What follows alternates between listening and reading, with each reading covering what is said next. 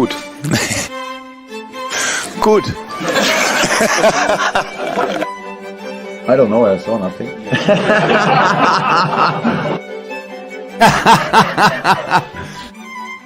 I really don't like this. I'm really disappointed. I have to say. Hoffentlich.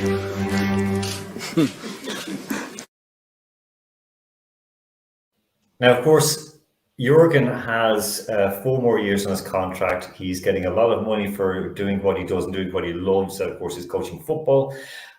However, the situation is this. He has spent a lot of money. The money has not been coming back in. The results have not been good in the pitch.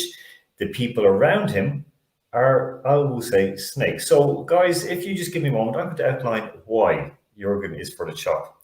First of all, he has something called the 7-year itch. Okay, this is explained to me by 2 people who worked with him. One is a friend of his for long standing who said he has a 7-year itch. Now, I've met Jurgen on a number of occasions based in Germany, when I was in Germany. Great guy. I have, as a person, I have the greatest respect for him. I think he's very, very good. As a football coach, I think he's awesome. He is a sociopath, as in he really wants to win. But there is a depth there that he also, I would say it's almost like bordering on religious, because he's a mix of Lutheran and Catholic. That's not a good mix in any case, but in most senses, but he really tried to bring that forward. So he spent an awful lot of money for I'm sorry, the guys are laughing at me. So he spent a lot of money. They have lost in his time almost $200 million on transfer fees. Now, people, the sort of the finance bros and the sort of the experts will say, well, he made so much money back and he's made the money. Yes, they have a successful getting to the Champions League and winning and so on, but the transfer dealings are where it counts for the Fenway Sports Group. He has not been happy with the players that he has been given. He has wanted different players, more players, and the difficulty in Liverpool, okay, at Liverpool FC, is there are people who are involved in the Fenway Sports Group, their partners, people involved in the club who are telling tales to the owners. Okay, so this is where the biggest problem is. He's not a man in control of his own destiny. Another issue for Jurgen as well is that he's become bigger than the club. He is now Liverpool, and he doesn't like that. It's a huge amount of pressure, and he also sees that long term, it's not going to work. Okay, he has brought the club as far as he could, and now it's time to step back. He did it at Dortmund.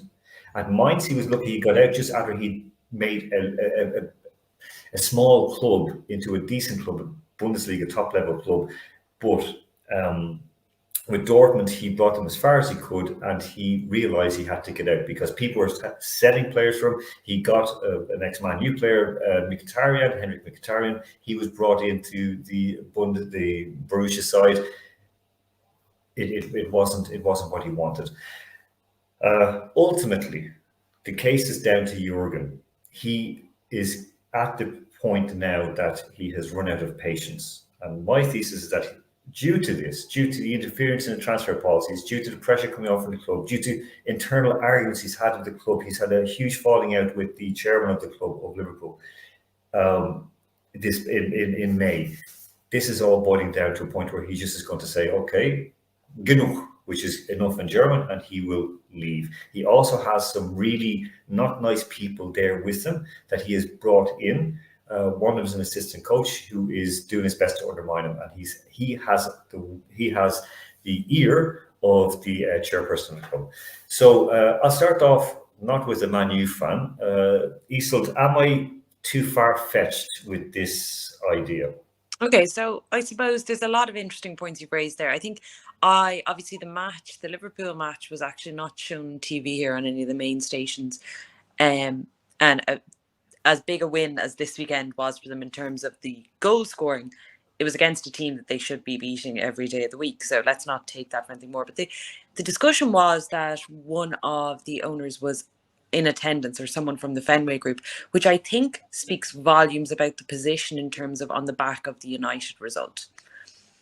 That if they have someone coming over straight away, what does that suggest? Was it a planned attendance, or is this a message being sent to the sideline and the dressing room that they were not impressed with what went on the week before in terms of the result against United? There are also still 4 days left in the transfer window, and it doesn't look like anything is going to come Liverpool's way to bolster up a squad that when you strip it back, let's just ignore yesterday's result and treat it like what it was. Is there the depth of players with the injuries that they need? And if this is always going to be a case of a team that are going to come second or do well in the Champions League, is that what the owners actually want? Are they aiming for the Champions League, or are they aiming for Premier League success? And if you are aiming for Premier League success, if it's a battle between Klopp and Pep, there's only going to be one winner in terms of not just coaching prowess, and I'm not suggesting that's it, but in terms of who is going to have the bigger resources. And I think that it also boils down to the fact of, does Klopp want to be forever number 2 to Pep? Because it's not just, when you say about the 7-year itch, we all know about Pep's ability to go on rotation. That's always been his approach. Would you always want to be coming second? And I think Klopp also has an ego, and let's not treat him like he doesn't. Do I think he's a great manager? Yes. Do I think he has possibly got the best out of the Liverpool team that he can get compared with other teams? Yes. Liverpool have exceeded under his stewardship what I think they are capable of as a group in terms of compared with their teams. Also, he plays certain players, we had this discussion in our house on Friday night, in the wrong position. And gets away with it. So it's him as a manager is a great thing. Do I think Liverpool are going to do I think Liverpool have a team that can beat Man City repeatedly over a number of years to make them the team of this era? No. And Klopp won't change that. This is it. Andrew, we said on air, I stuck to it, that every single year, 2017, Man City would win it. We said it at the start of the season, after a few games. 2018, Man City would win it. 2019, if you remember, we only reported on second place. That we only spoke about who's going to finish second, who's going to finish second. I know we covered Spurs a lot because it was like Spurs were fighting, were up on top of the table and hunting for, a Champions League spot. 2020, I published an article and we spoke about it on air with expert people like Jonathan Higgins, for example, and Peter Staunton, that Liverpool were a busted flush. They weren't going to win. We predicted everything was going to happen. Last year, we predicted, that's it, Man City were going to win. Now, I know we had a bit of a tussle with Andy Mack, who really wanted to sort of like needle me and just hope that I would fail. But I just saw what Liverpool were doing. I saw what was going on. But is it a case that Jurgen will walk, or will he be stabbed in the back?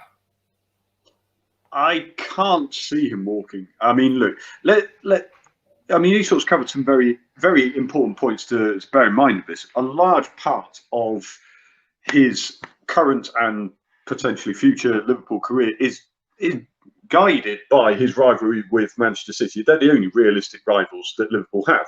The problem being that Manchester City are just an absolute machine. And I can't look. Jurgen Klopp functions on the power of personality, and it is infectious if he's on your side. The players clearly respond to him, and I don't think he's really going to walk into another job where he'll get quite so much control.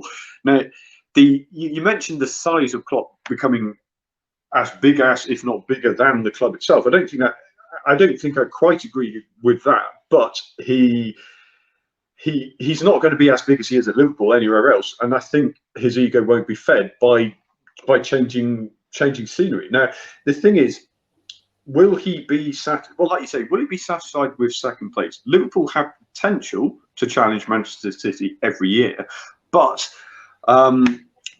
I think one thing we need to bear in mind is you mentioned the transfer policy. The recruitment that Liverpool have done has, on the whole, you'd have to say, been very, very good over the last 7 years. And one key part of that, leaving Liverpool, Michael Edwards, I think is a very, very important part of it, because I don't think Liverpool would have been left in this position if he was still there. The midfield is a problem. We saw that against Manchester United. A midfield three of Harvey Elliott will become a very good player, no doubt, but James Milner can only do so much. Jordan Henderson is not a creator, and suddenly you've got a deadwood midfield. Now, when the players are all fit and Jurgen Klopp's in the right mood and the grass is not too dry for him and the wind isn't too windy and all that, then look, I joke about it. But those little comments that people laugh at, then they laugh again, and then you think, well, hang on a minute, we're laughing quite regularly now. How much of that is him playing to the gallery? I think a part of it is, but I'm actually starting to think, hang on a minute, he's using these jokey excuses quite a lot, and this is starting to undermine his actual ability. He is a phenomenal coach. He is a phenomenal motivator, and for those reasons, I don't think he'll walk, and I don't think he will. I don't think it's possible to stab him in the back either. However much people behind the scenes may want him out, it's very hard to remove Jurgen Klopp. He is immensely popular, understandably, with Liverpool fans. The question is, where does he go from here? There aren't many options. No, and this is it, because we have a question have come in before. I want to play another clip. A question's come in from friends of ours in Verona. Just said, does Jurgen have a place to go? Maybe Russia. Now, of course, this is the issue that I raised as well today in an article, that there's no way, no other team in England, like Newcastle, did make an approach. They sounded out his agent. The agent said no, that no, he wouldn't go. And I don't think it was down to feeling dodgy about Saudi money, because the Fenway Sports Group have investments on things that also raise hairs in the back of your head. The other issue as well is that there's no one in Italy going to take him. Barcelona could try to break the bank, but that means he's going to step into Pep's old shoes. Same with Bayern Munich. Eintracht Frankfurt, who he used to be involved with, would love to get him, but they're not going to break the bank as well. China, there's not going to be very much there. Maybe America, but he's still quite young. And the German national job, he's around 5 years away from that at least. The plan that, according to one of his oldest friends, is that when he finishes his contract this time in Liverpool, he would go out to that. Quick question for both before I play a small clip and then come back to this to round it off. Andrew, start with you because you were last. Does he have a place to go? Can another club afford him? Well, no, in short, I don't think. When I said where do you go from here, what I really actually meant was where do you go from here with Liverpool? Where could anybody realistically take Liverpool from here? And I'm not talking with my Manchester United fan hat on there. I genuinely am not. But when you got such a one-dimensional rivalry, and I don't see it as a true rivalry in the sense that we grew up with 20 years ago. I was lucky. I grew up with the Arsenal-Manchester United rivalry, and that was a proper battle. Not because they were the two best teams. They probably were, but there were so many teams that were competing, keeping it each on their toes. But Manchester United and Arsenal had the edge. There's nobody really realistically pushing from behind, and yet can he overtake Manchester City? No. So where can he go? Being runners-up to Manchester City is no disgrace. Will he win the Champions League? I think there's a chance he could do. I mean, that probably is his most realistic chance of success. But no, Premier League, I think, is gone. Isold, now Isold, you need to turn the light because you're getting very, very dark unless you're getting tan as we're going on. What do you reckon? Is there a place for him to go? Let me multitask.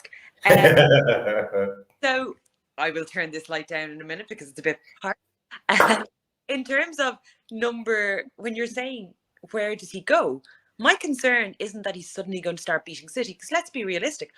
My concern is he has two options. There's to consistently win the Champions League so you're considered a success, which isn't going to happen consistently. Or the bigger concern is you start to no longer be number 2. You go to 3, you go to 4, and that's the problem. Your only way is down, in a way that Pep's only way is to go, oh, things aren't going great. Let's look to see what we can bring in or what we can change. Like, City are a team that when they go behind, you never feel, even when they're 2-0 down, you're going, oh, they're going to win this. Like, there's never that doubt. And I think the concern for Liverpool is that Liverpool have the potential to take losses against teams that aren't in their league in terms of talent or in terms of what they have in the back room. And realistically, where can Klopp go? PSG? Is that it? Is that the option? And then what? He'll win. He'll saunter to Ligue 1, and he will win a Champions League.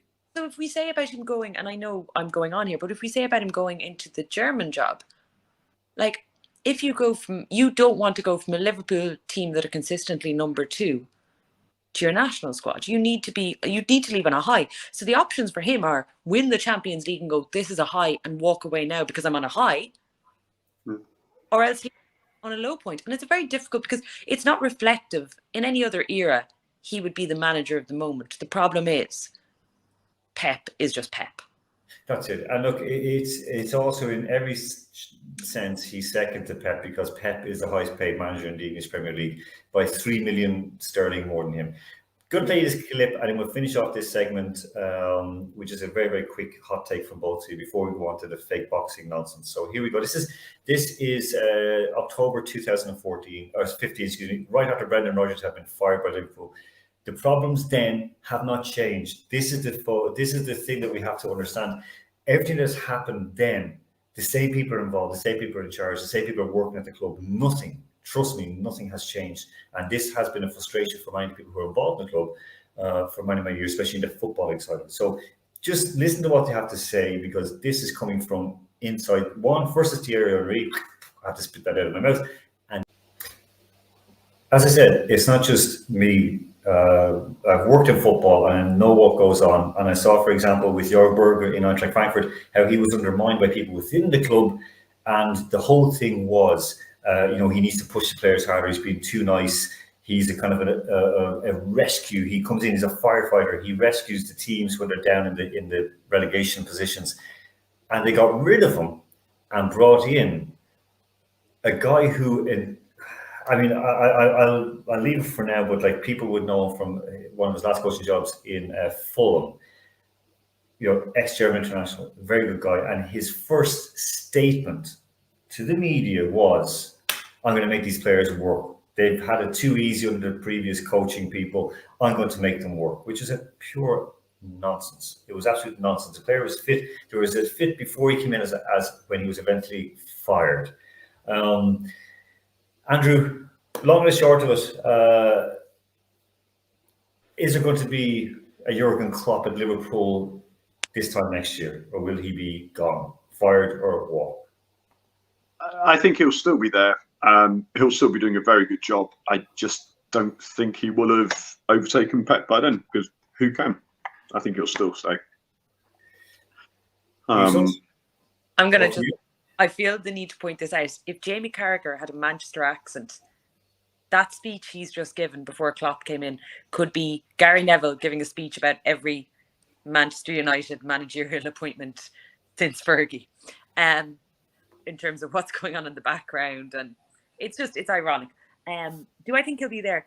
I think it all depends on the Champions League this year. I think Klopp is not an idiot. I think he knows the Premier League. If he doesn't win it this year, he's going to know that that's the way it's going to continue, realistically.